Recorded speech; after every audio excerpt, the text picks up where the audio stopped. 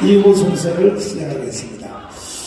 제가 왜 애국운동을 하느냐, 그리고 또 왜 광주 사태에 대해서 반드시 이런 짚고는 놓아야 된다, 왜 주장하느냐 하면, 역사를 정돈 안 하면 이제는 광주 사태가 광주에서 일어나는 게 아니라 광장에서 일어납니다.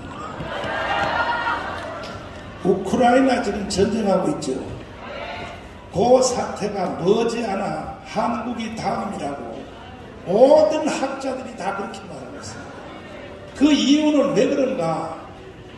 지금 건국후 75년 동안에 북한이 완전히 남조선을 장악했어요. 장악했다는 증거가 뭐냐? 자, 한번 보여주세요. 저기 프랭카드 도표 보여주세요. 자, 지금 대한민국 국민들이 절반이 북한한테 속아 있어요. 이거 한번 보십시오. 자유통일, 한미동맹 강화, G2 국가로 가자, 경제를 성장하자. 이건 윤석열 대통령이 총지휘를 하고 있습니다. 반대로 연방제 통일, 이건 적화 통일과 같은 말입니다. 연방제 통일, 주한미군 철수입니다. 평화협정, 종전협정, 그리고 이것은 문재인과 이재명이 이끄는 세상입니다. 존경하는 국민 여러분, 우리는 누구의 지도를 받아야 되겠습니까? 이 말은 딱 한마디로 정리하면 이것도 좀 복잡해요. 내가 그래서 전국에 이 프랭카드를 10만 장을 붙이려고 합니다. 왜? 국민들이 거짓의 사기를 당해 있으니까. 이 말의 핵심 한마디는 딱 하나입니다. 뭐냐? 주한미군 철수입니다. 이건 북한의 구호입니다. 그래서 여기 언론인 여러분들에게 다시 한번 물어보겠습니다. 주한미군 철수하면 돼요, 안 돼요? 그런데 왜 이재명을 찍습니까? 이재명의 정책의 제1호가 주한미군 철수입니다. 그리고 전쟁 없이 연방제로 통일하자. 이건 사기입니다. 그런데 국민들의 절반이 지금 거기에 넘어가 있으니 다음에 광주 사태는 광화문에서 160명이 죽은 것이 아니라 최소한 10만 명 죽습니다. 그 이유는 왜 그러냐? 지금 극도로 확대된 상태인데 좌파가 아니에요. 북한한테 속은 세력이 국민의 절반인데 이 사람들도 절대로 양보 안 할 것입니다. 계속 저렇게 가려고 할 것입니다. 반대로 자유우파 국민들, 오늘 이 방송을 보고 계시는 우리들도 만만치 않습니다. 대한민국을 북한에게 넘길 수 있나요? 그러면 결국은 충돌이 일어날 수밖에 없어요. 그래서 나는 제2의 광주 사태가 일어나지 않기 위하여 애국운동을 하고 있는 것입니다.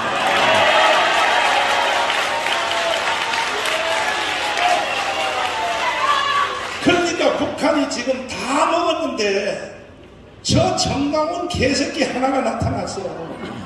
국민들을 자꾸 설득하고 깨우니까 북한이 나를 욕하는 걸 보세요. 지금 한국 전체 중에 윤석열 대통령한테도 이런 욕은 안 해요. 지금 가장 강렬한 욕을 하는 사람이 저고, 이제 김관진 전 국방부 장관이 이번에 다시 복귀가 됐어요. 아마 북한이 이제 욕하는 것이 정강훈으로부터 김관진으로 옮겨갈 것입니다. 이제 보세요. 나를 욕한 걸 한번 보세요. 한번 쭉 한번 읽어보세요. 이 북한이 나한테 욕하는 겁니다. 자, 쭉 보세요. 이 욕하는 걸 보라고요. 정상사고와 마비된 깡패물이, 가론유다의 무리들이 계속 올려봐요. 별놈의 욕을 다 하고, 죽여서 지옥불로 던져라, 죽여서 땅에다 묻어라, 오만 욕을 다 하는데, 문제는 언론인 여러분, 정신 똑바로 차리세요. 언론인 여러분들이 북한의 이 구호를 그대로 따라서 보도하는 거예요. 대한민국의 언론이 정강훈 편을 안 들고 북한 편을 잘못되는 거야. 모든 언론들이 다 그래요. 모든 언론들이.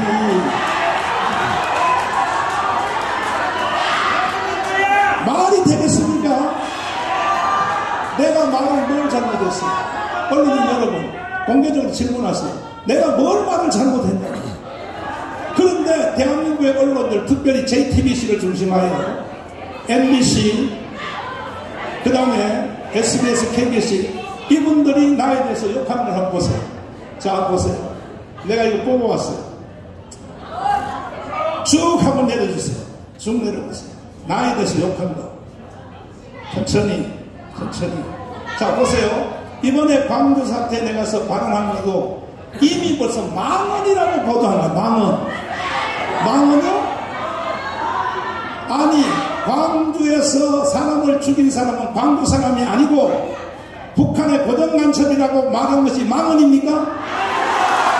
그런데 왜 대한민국의 언론이 날 보고 망언이라고 왜 기정사실을 하는 거냐? 내가 뭘 잘못했어요, 대한민국한테? 나는 그동안에 애국운동 하면서 근대사를 목숨 걸고 공부했기 때문에 대한민국을 지켜야 되고 북한을 넘겨줄 수 없다는 것입니다. 나는 계속 올려주세요. YTN. 자, 왜곡 발언 정강훈 목사. 내가 왜곡했어요? 계속 올리세요. 경찰 수사. 기줄이었던 정강훈 성장기 증오 먹고 쭉쭉 큰 부분 다 올려줘요. SBS. 자, 계속 올려주세요. 계속 올려주세요. 이게 뭐야? JTBC가 한 거 왜 안 했어? 세상에 우리 교회 문제도 보세요. 정강훈 500억 받고도 안 나가고 또 주민들을 협박하고 있다. 이 중간 과정의 얘기는 다 말할 것도 없어요. 또 뭐냐면 7배를 보상받고 84억이면 되겠어. 7배를 보상받고도 정강훈은 버티고 있다. 이렇게 기존 언론들이 계속 보도한다고. 아니, 이것은 박원순이가 84억을 우리 교회 통장으로 일방적으로 우리하고 합의도 없이 쏴놓고 건물과 교회를 나가라고 한 거야. 그게 사기라고, 사기. 그래서 내가 양보를 해서 500억만 받고 합의를 했는데 이사를 가려고 땅을 정해둔 데 가서 청약을 했더니 땅을 60평 줄여놨어. 또 사기친 거야. 근데 이런 말은 하나도 보도 안 하고 500억 받고도 정강훈이가 또 고집부리고 있다. 이런 것만 계속 보도하는 거예요. JTBC. 당신들이 언론이냐 말이야, 언론이냐고.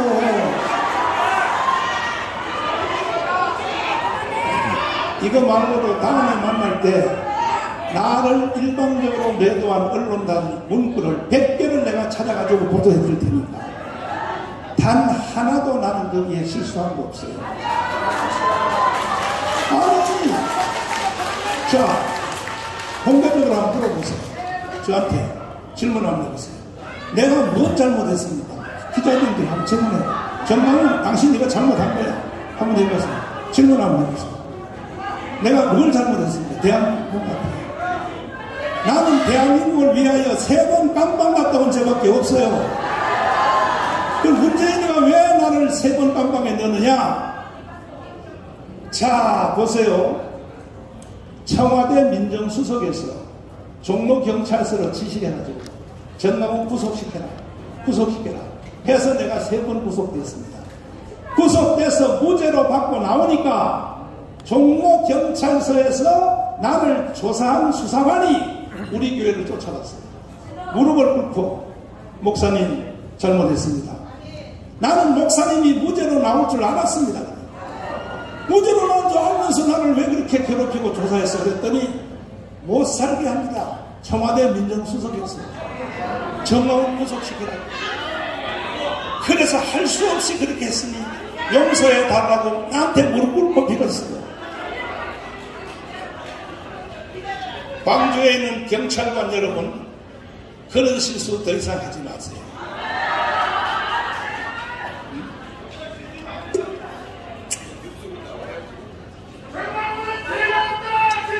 자, 그래서 내가 3번 감옥 갔다 왔는데 여러분 같으면 자유우파역이 지도자들이요, 저 국민의힘 정당, 저 정치인들이요, 당신들이 나 같은 상태에 나같이 몸이 이렇게 힘들고 어려우면 한 놈도 나올 사람 없습니다.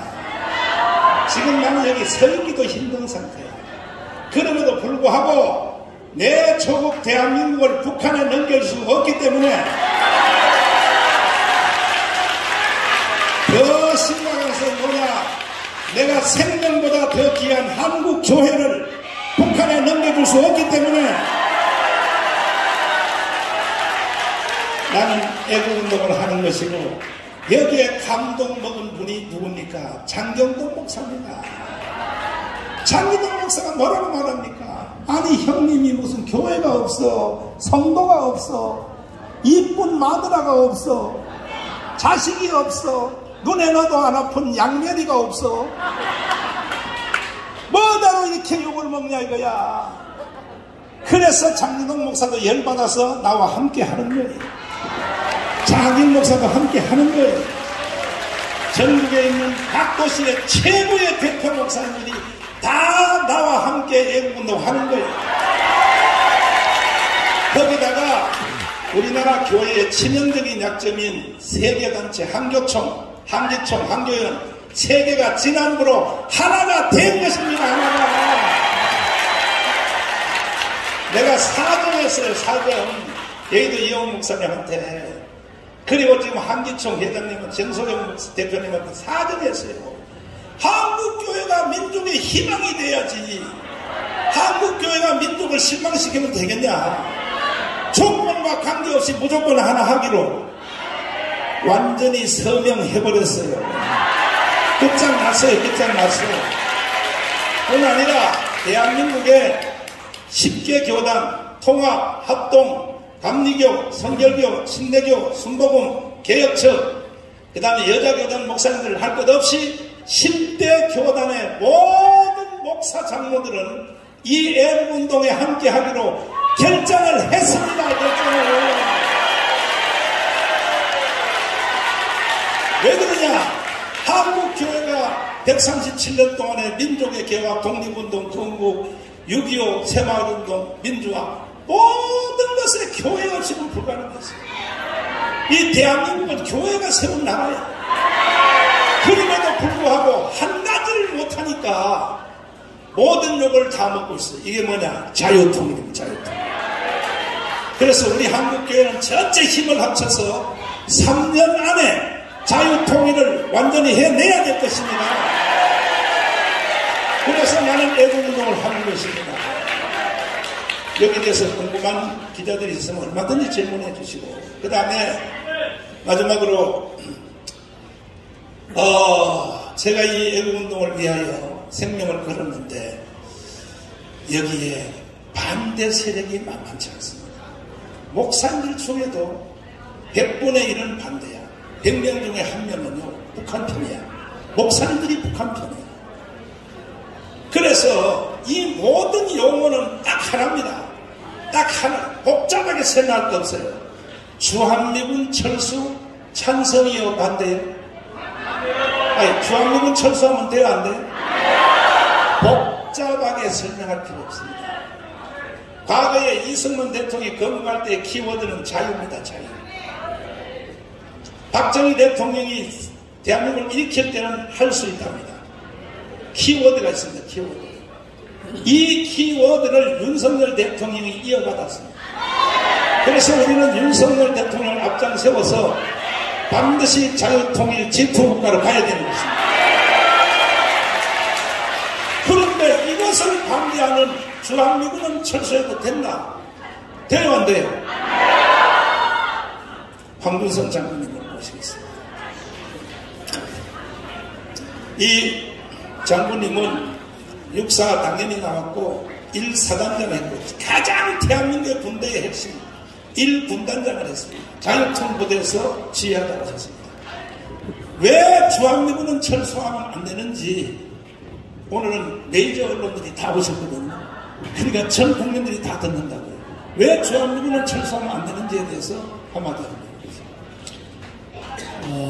제가 몇 번이나 말씀을 드렸는데, 여러분, 우리나라는 5,000년 역사에 외침을 거의 1,000번 받았습니다. 5년마다 한 번씩 전쟁이 있습니다. 대부분 우리가 이긴 전쟁도 있지만 졌습니다. 자, 한국전쟁 휴전 이후에 지금 약 70여 년간 처음으로 전쟁이 없이 지냈고, 그것뿐만 아니라 원조를 받던 국가에서 원조를 주는 경제성장과 민주화를 한꺼번에 이뤄낸 세계에서 딱 하나뿐인 나라가 되었습니다. 자, 왜 그렇겠습니까? 우리가 전쟁을 휴전 이후에 겪지 않은 전쟁을 예방하고 억제할 수 있었던 것은 한국 전쟁 시에 우리 군은 창설 초기였습니다. 치안 유지 정도의 그런 상태에서 남침을 받았기 때문에 사실 그때는 우리 군이 제대로 할 수가 없었지만, 그 이후에 우리 군은 군사력은 북한을 능가했습니다. 그런데 그것보다도 더 북한이 한국 전쟁 이후에 5.18 때도 마찬가지입니다. 한국을, 우리 남한을 침공하지 못한 결정적인 이유는 주한미군 때문이었습니다. 이것은 김일성, 김정일이도 여러분 주한미군이 없었다면은 다시 한번 우리가 기회가 있었다고 이야기를 했습니다. 뿐만 아닙니다. 여러분 전 세계에서 지금 G10 안에 들어가 있는 국가 중에 여러분 일본, 독일, 우리나라, 이탈리아, 영국 이 5개 국가는 2차 세계대전에서 승리를 했더라도 덕심한 피해를 본 국가이거나, 일본과 우리나라는 패전국가이자 독일도 패전국가이자 우리는 6.25 전쟁을 겪었습니다. 그럼에도 왜 이렇게 세계가 놀라는 선진국이 되었느냐? 여러분, 국가 안보와 군사 대비에 써야 할 재정을 미군들 때문에, 미군이 주둔하기 때문에, 미국이 같이 국가 안보를 책임져 줬기 때문에 경제 성장에 퍼볼 수 있었던 겁니다. 자, 여러분, 세계에서 미군이 가장 오랫동안 또 많은 규모 주둔하고 있는 나라가 바로 일본, 독일, 우리나라, 이탈리아, 영국입니다. 자, 그런데 미군이 주둔하고 있다가 철수를 했습니다. 다 망했습니다. 멀리 갈 데도 없습니다. 여러분 1973년에 베트남이 평화협정 중에 가장 완벽한 평화협정이라는 파리 평화회담을 거치고 미군이 철수하면서 세계 4위의 군사력을 남겨뒀는데도 불구하고 군화도 제대로 없었고 소총밖에 없었던 월명군에 졌습니다. 1년 반을 넘기지 못했습니다. 75년에 패망했을 때 왜 패망했느냐? 지금 역사가들이 다 확인하고 인정하는 것은 전쟁을 하기 전에, 전투를 하기 전에 이미 월남의 간첩과 간첩에 동조하는 세력들, 그 중에서도 신부, 성녀들, 성직자들까지 간첩들의 속은 이런 사람들 때문에 싸워보지도 못하고 진 것입니다. 여러분, 그때 베트남 인구 2천만 중에 이런 간첩들과 간첩들에 의해서 늘어난 인원은 9만 명밖에 안 되었습니다. 0.5%였습니다. 저는 지금 여러분들한테 계속 이야기합니다. 우리 정광훈 목사님 나라를 위해서 나라가 거의 망하게 됐다. 왜 그렇습니까? 정부, 북한의 진영을 따르는 간첩들과 주사파들입니다.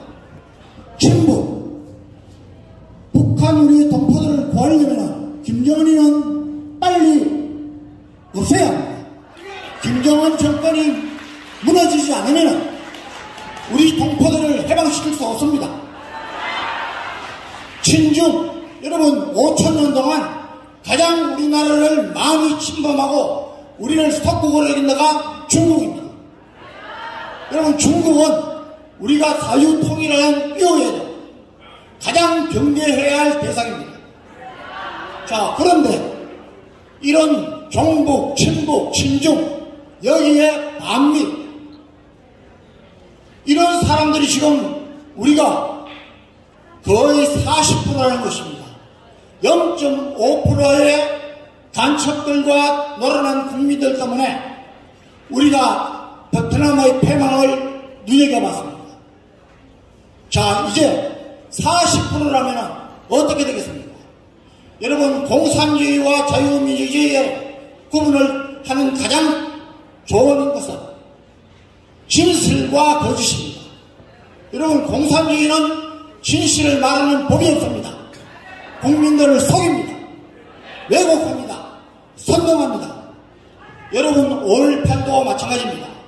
지금 정광훈 목사님께서 근대사, 나라 세우기, 여러분 국민 계몽을 하는 것은 5.18의 진실을 좀 알아보자는 것입니다. 여러분, 역사의 논쟁은 절대로 누구나 방해해서는 안 됩니다.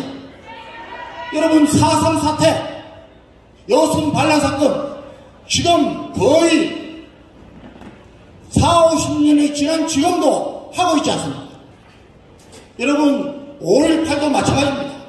무엇이 진실인지, 과연 간첩과 북한 세력의 개입이 없었는지, 과연 무기고 탄약도 경찰서 습격은 우리 선량한 광주 시민들이 했는지, 그리고 왜 유공자가 이렇게 많은지, 왜 유공자를 선정할 때 다른 것은 다 보훈처에서 했는데 왜 광주시청에서 했는지, 이런 것들을 한번 따져보자는 것입니다. 이것이 무엇이 잘못됐습니까? 여러분, 진실을 알아야 됩니다. 그리고 주한미군, 우리 한미 동맹에 섰다면 우리나라는 없습니다. 저는 확신합니다.